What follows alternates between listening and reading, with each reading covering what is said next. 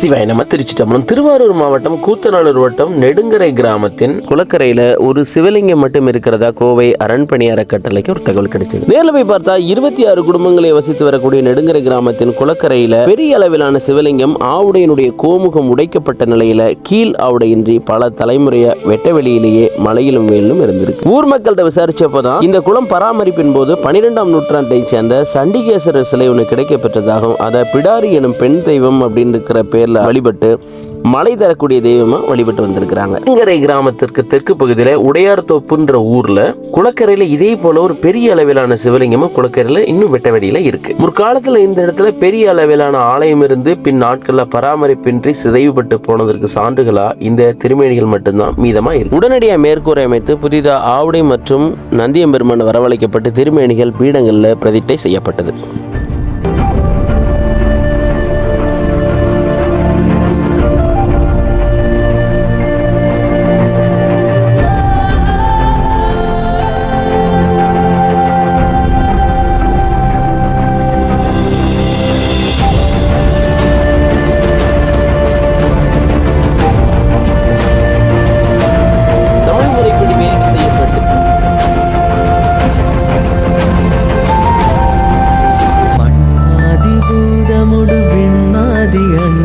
நீ மறை நாங்கின் அடிமுடியும் நீ மதியும் நிறவியும் நீ புனலும் நீ அனலும் நீ மண்டலம் இரண்டெழும் நீ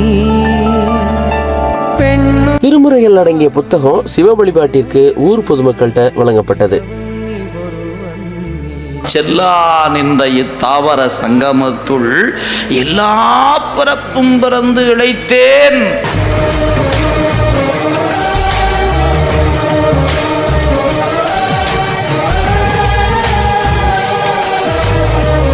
திருமுறைகள்ல கயிறு சாற்றி அருள் தரும் நீலமலர் கண்ணி உடனுரை அருள்மிகு நீலகண்டேஸ்வரர் எனும் திருநாமம் இடப்பட்டு அன்பர்களுக்கு உருத்திராக்கம் அணிவிக்கப்பட்டு ஆலயம் ஊர் பொதுமக்கள்கிட்ட வழிபாட்டுக்கு ஒப்படைக்கப்பட்டது.